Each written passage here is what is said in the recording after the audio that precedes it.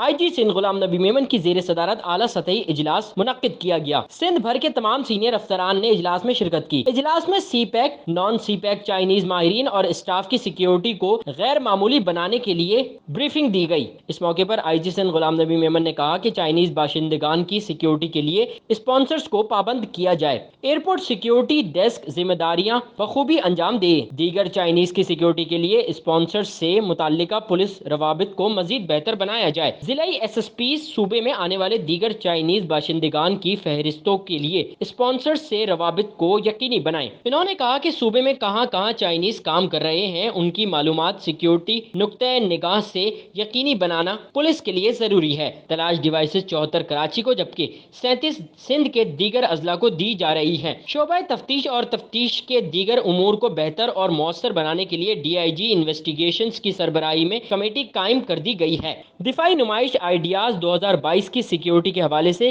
Contingency plan تیار کیا جا رہا ہے۔ سید نعمان گل، C110 news, Karachi. C110 news, خبر کی اصل خبر۔